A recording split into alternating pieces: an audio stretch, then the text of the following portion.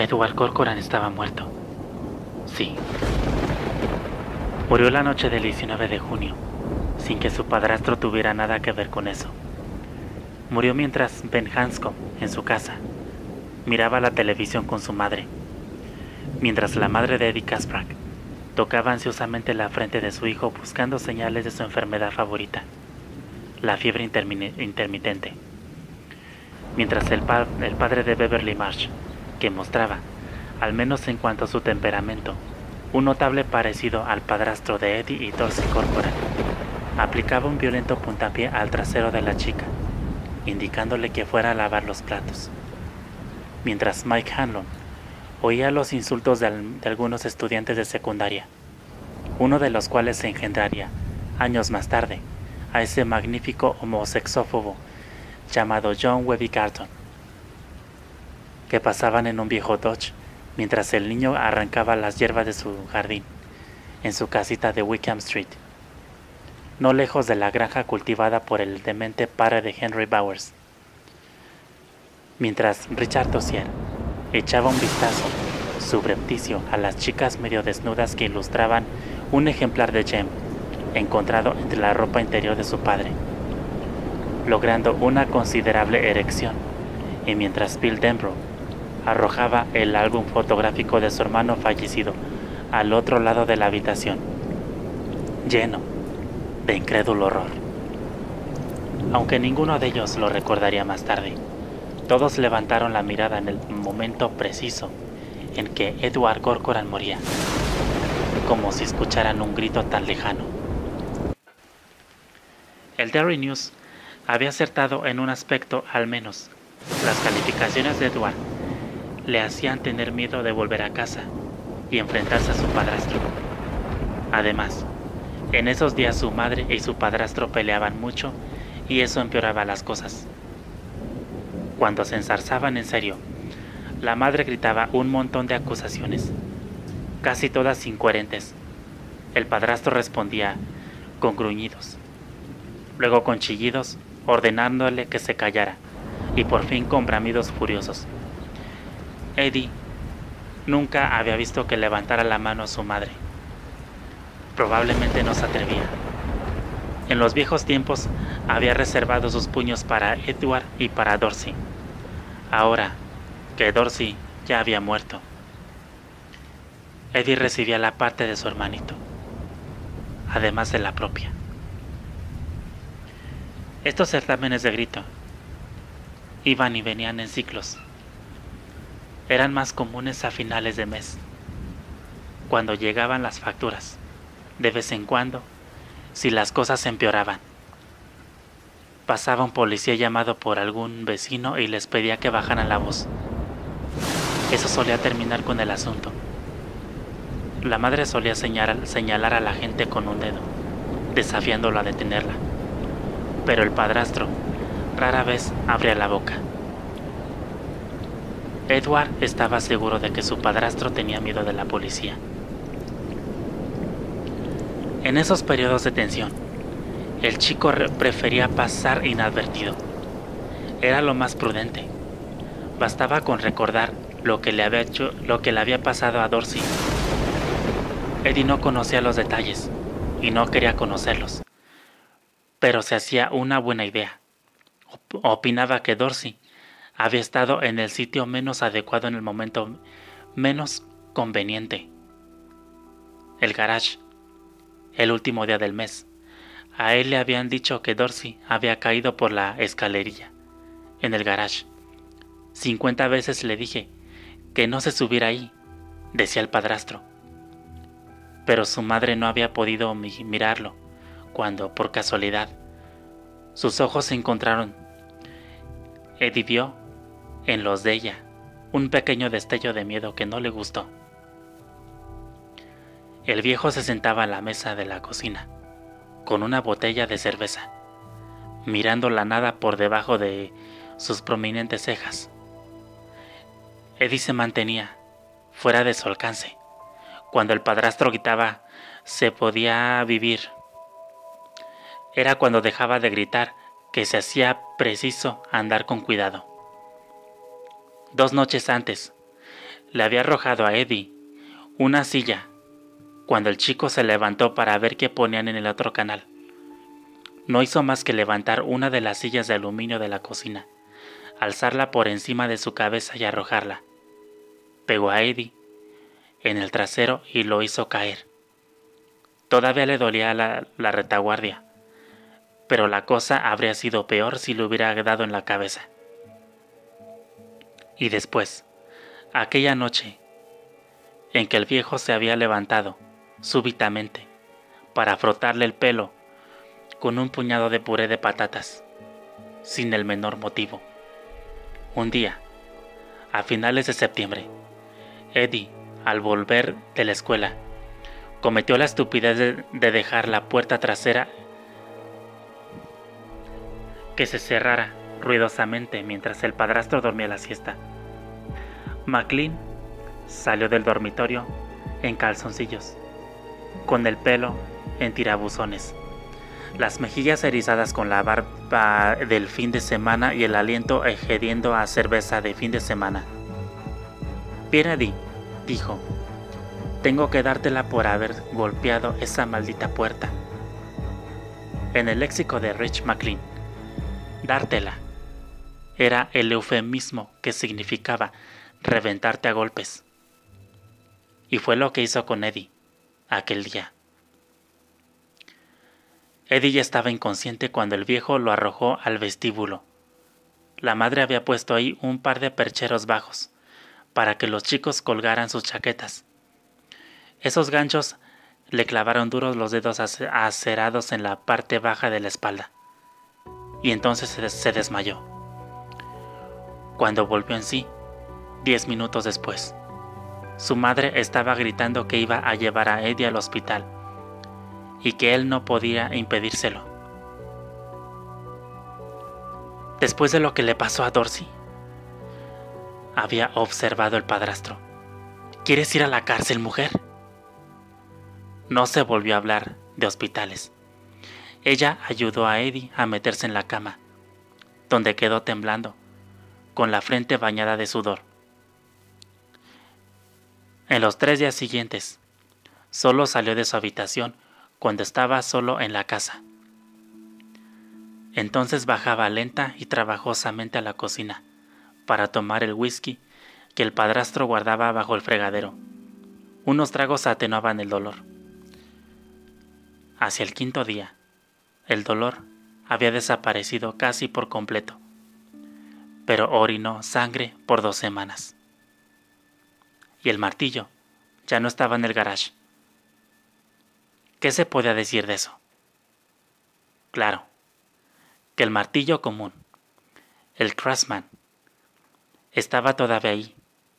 El que faltaba era Scotty, el que no rebotaba, el martillo especial del padrastro, que ni él ni Dorsey podían tocar.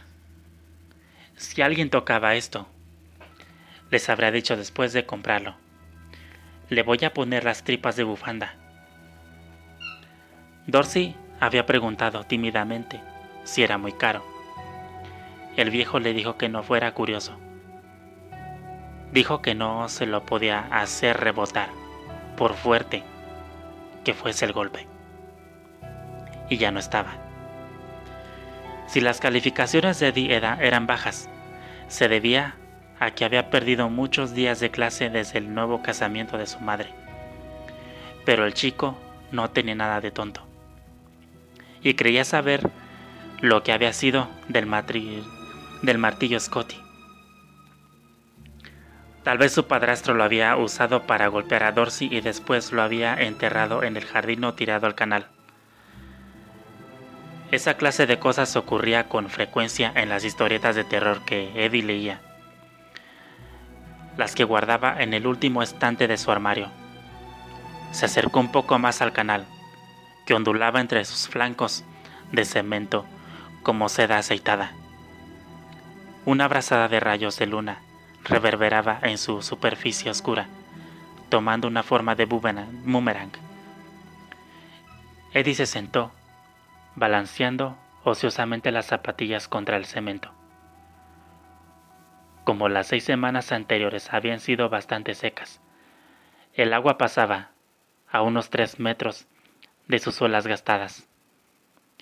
Pero si uno miraba con atención los muros del canal, se podían ver los diversos niveles a los que subía de vez en cuando.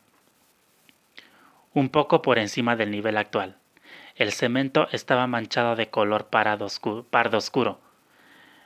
Esa mancha parduzca se decoloraba poco a poco hasta el amarillo, después hasta un color casi blanco, ahí donde los talones de Eddie tocaban la pared. El agua fluía suave y silenciosamente de una arcada de cemento, adoquinada por dentro, más allá del sitio donde Eddie estaba sentado, pues seguía hacia el puente de madera cubierto que unía el parque Basie con el instituto secundario, los lados y el suelo del puente, hasta las vigas del techo. Estaban cubiertos con un jeroglífico de iniciales, números telefónicos y declaraciones. Por supuesto, declaraciones de amor. Declaraciones que fulana la chupaba. Declaraciones de que a los maricas se les llenaría el culo de alquitrán caliente. De vez en cuando declaraciones excéntricas e indescifrables. La que había intrigado a Eddie a lo largo de toda la primavera decía: salve a los rusos judíos, gane valiosos premios. ¿Qué significaba eso exactamente?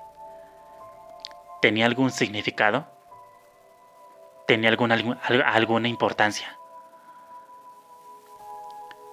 Eddie no fue esa noche al puente de los besos. No tenía ninguna prisa por cruzar al lado del instituto secundario.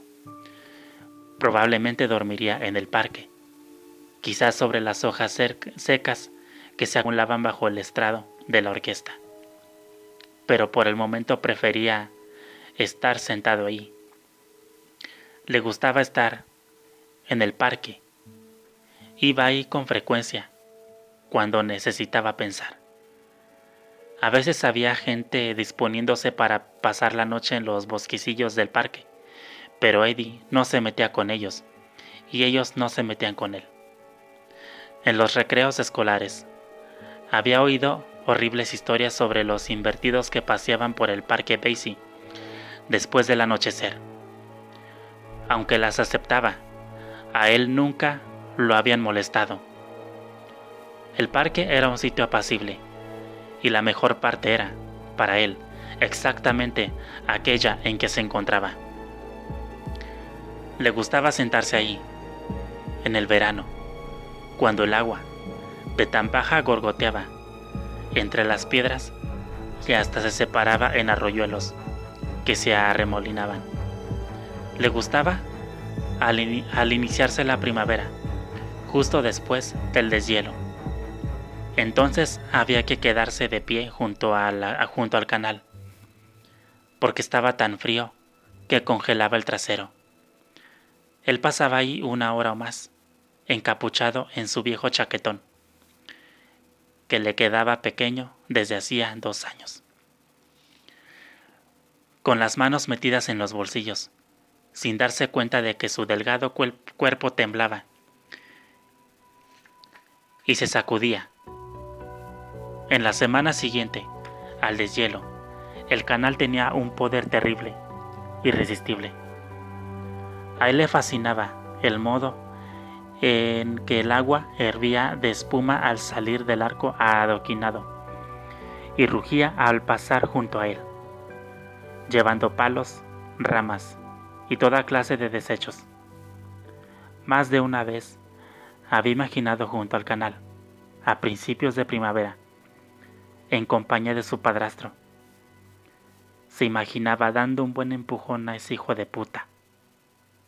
Él caería con un grito, revoloteando los brazos en busca de equilibrio. Y Eddie treparía al parapeto de cemento para ver cómo lo arrastraba la corriente.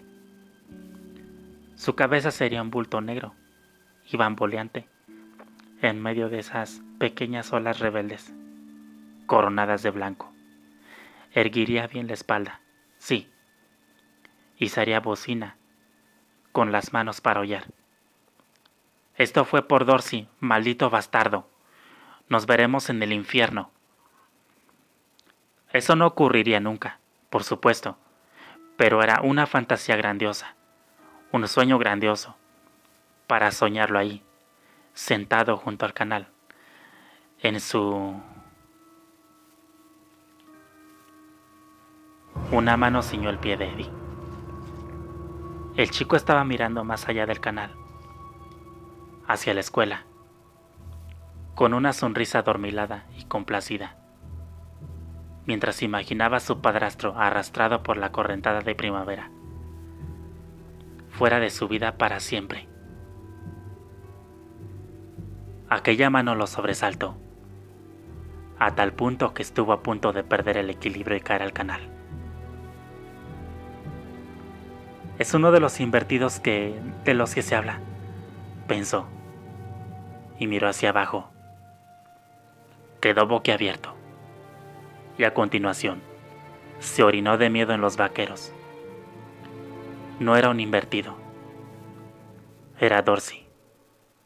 Dorsey, tal como lo habían enterrado. Dorsey, con su chaqueta azul y sus pantalones grises. Solo que ahora la chaqueta estaba hecha jirones enlodados. Y la camisa era un harapo amarillo. Y sus pantalones se adherían húmedamente a sus piernas como palos de escoba.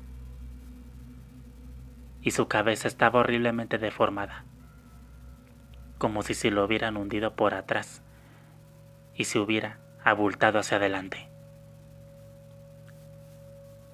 Dorsey sonreía. Eddie, graznó su hermano muerto, tal como uno de los muertos que salían de la tumba en las historietas de terror. La sonrisa de Dorsey se acentuó. Sus dientes amarillos relucieron. En aquella oscuridad, en alguna parte, había cosas que parecían retorcerse. Eddie, he venido a verte, Eddie. Eddie trató de gritar. Lo sacudían oleadas de horror y tuvo una sensación de estar flotando. Pero no era un sueño. Estaba despierto. La mano ceñida a sus zapatos era blanca, como panza de trucha. Los pies descalzos de su hermano se adherían al cemento. Uno de sus talones había sido arrancado de un mordisco.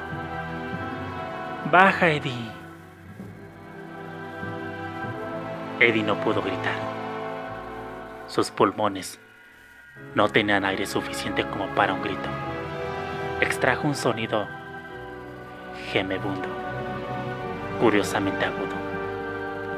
Cualquier voz más potente parecía estar fuera de sus posibilidades, pero todo estaba bien. En unos segundos, su mente estallaría y después nada tendría importancia. La mano de Dorsey era pequeña, pero implacable. El trasero de Eddie se deslizó hacia el canal. Gimiendo, echó una mano atrás y se aferró al borde del cemento para tirar de sí hacia atrás. Sintió que la mano perdía asidero y oyó un siseo furtivo. Tuvo tiempo para pensar. Ese no es Dorsey. No sé qué es, pero él no es Dorsey. Entonces la adrenalina inundó su cuerpo y lo hizo reptar hacia atrás, exhalando el aliento en silbidos y breves chillones. Sobre el borde de cemento del canal aparecieron dos manos blancas. Hubo un ruido, como de un lambetazo.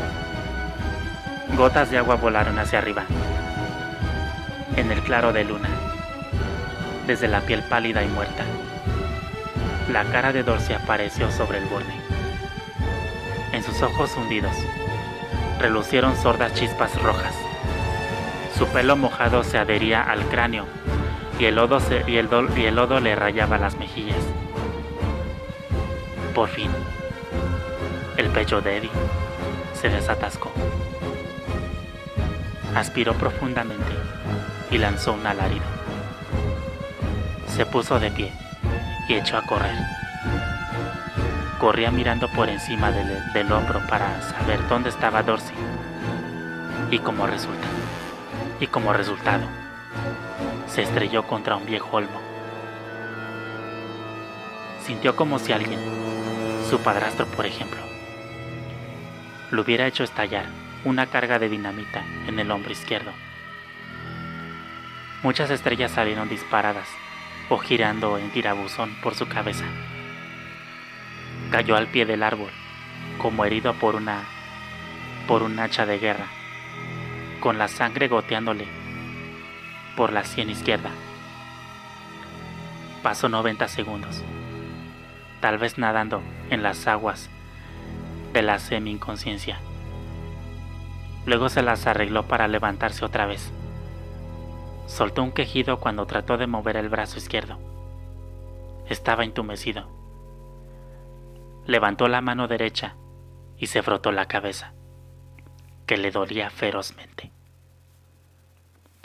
Entonces recordó por qué se habría estrellado contra el olmo. Miró alrededor. Allí estaba el muro del canal, blanco como hueso y recto como una flecha bajo el claro de luna. No había rastros de la cosa que había salido del canal. Si acaso había existido esa cosa, siguió girando, lentamente, para completar un círculo. El parque Basie estaba silencioso e inmóvil, como una fotografía en blanco y negro. Los sauces llorones balanceaban sus brazos finos, tenebrosos, al abrigo de los cuales podías echar cualquier cosa, encorvada y demente. Eddie echó a andar, tratando de mirar en todas direcciones al mismo tiempo. El hombro dislocado le palpitaba en dolorosa sincronización con el ritmo cardíaco. Eddie, gemía la brisa entre los árboles. ¿No quieres verme, Eddie? Sintió que unos flácidos dedos de cadáver le acariciaban el cuello. Giró en redondo, levantando las manos. Se le enredaron los pies y cayó, pero comprobó que habían sido solo las hojas de sauce movidas por la brisa. Se levantó. Quería correr, pero cuando lo intentó, otra carga de dinamita estalló en su hombro. Tuvo que detenerse. Sabía que a esa altura debería estar superando el susto, y se calificó de tonto por aterrorizarse ante un reflejo o por quedarse dormido y tener una pesadilla. Pero no era así. El corazón ya le latía tan deprisa que no era posible distinguir un latido de otro. Tuvo la certeza de que pronto le estallaría de miedo. No podía correr, pero cuando salió de entre los sauces, alcanzó un paso de trote reciente. Fijó la vista en la farola que había en el portón principal del parque. Se encaminó hacia ahí. Algo más rápido, pensando. Llegaré hasta la luz y pasará el susto. Llegaré hasta la luz y pasará el susto. Luz plena, no más plena, noche buena. Algo lo seguía. Eddie sintió avanzar pesadamente por el bosquecillo de sauces. Si volvía la cabeza lo vería. Lo estaba alcanzando. Ya escuchaba sus pasos. Una especie de marcha arrastrada, chapoteante, pero no quiso mirar hacia atrás. No, miraría hacia la luz y continuaría avanzando hacia ella. Y ya estaba casi llegando ahí. Fue el hedor lo que le hizo mirar hacia atrás. un hedor mareante, como una montaña de pescado convertida en carroña bajo el calor de verano. Era el olor de un océano muerto. Ya no era Dorsey quien lo seguía. Era el monstruo de la Laguna Negra. Tenía el hocico largo. Un fluido verde goteaba desde dos aberturas negras en sus mejillas, como bocas verticales. Sus ojos eran blancos y parecían de gelatina. Sus dedos con escamas tenían uñas que parecían hojas de afeitar. Respiraba con un ruido burbujeante grave, como el de un buzo con el regulador atascado. Cuando vio que Eddie lo miraba, sus labios verdinegros se contrajeron, descubriendo unos colmillos enormes en una sonrisa muerta y vacua. Iba tras él, chorreando, y Eddie lo comprendió súbitamente. Quería llevarlo al canal, llevarlo a la húmeda negrura del pasaje subterráneo del canal, para devorarlo. Eddie echó a correr. La farola del portón estaba más cerca. Ya podía ver su halo de insectos y polillas. Un camión pasó a poca distancia. La mente desesperada de Eddie se dijo que el conductor quizá iba bebiendo café mientras escuchaba música por la radio, sin saber que, al menos de 200 metros, había un niño que, en unos segundos, podía morir. El hedor, el abrumador hedor, se acercaba y lo rodeaba por completo. Tropezó contra un banco de parque. Su asiento asomaba a 4 o 5 centímetros desde el pasto. Verde sobre verde, casi invisible, en la oscuridad. El borde se clavó contra la espinilla de Eddie, causando un estallido de vidrioso dolor. Cayó al pasto. Al mirar atrás, vio que el monstruo se acercaba, centellante sus ojos, con las escamas chorreando todo el lodo del color de las algas. Las agallas subían y bajaban en el cuello abultado, abriendo y cerrando las mejillas. Eddie graznó. Al parecer, no podía decir otra cosa. Ahora se arrastraba, hundiendo los dedos en el césped, con la lengua afuera. Un segundo antes de que las manos callosas del monstruo, apestando a pescado, se cerraran alrededor de su cuello, tuvo una idea consoladora. Esto es un sueño. No puede ser de otra manera. No hay ningún monstruo, no hay ninguna laguna negra. Y aunque lo viera, eso era en Sudamérica, o en los pantanos de Florida o algo así. Esto es solo un sueño. Voy a despertar en mi cama, o tal vez entre la hojarasca bajo el estrado de la orquesta y aquellas manos del batracio atenazaron su cuello.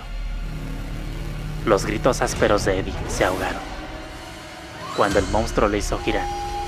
Los ganchos que brotaban de sus dedos garabatearon marcas sangrantes, como caligrafía, en su cuello. El chico miró aquellos ojos blancos, relucientes. Sintió que los dedos le apretaban el cuello como ceñidas bandas de algas vivas. Su vista, aumentada por el terror, reparó en la aleta, algo así como una cresta de gallo en la cabeza encorvada del monstruo. Mientras las manos apretaban cortándole el aire, pudo ver que la luz de la farola tomaba un tono verde ahumado al trasluz de esa membrana. No eres de verdad. Jadeó, pero comprendió, vagamente, que aquel monstruo era real. Después de todo, lo estaba matando. Sin embargo, algo de raciocinio perduró hasta el mismo final. Mientras el monstruo le clavaba las garras en el cuello, mientras su arteria carótida cedía en un chorro caliente e indoloro que manchó las escamas del reptil de aquella cosa, las manos de Eddie tantearon el lomo de la bestia, buscando un hipotético cierre de cremallera, y solo cayeron cuando el monstruo le arrancó la cabeza de los hombros, con un gruñido grave y satisfecho. En tanto la imagen que Eddie tenía de eso comenzaba a desvanecerse. Eso se transformó prontamente en otra cosa. De Stephen King. Eso.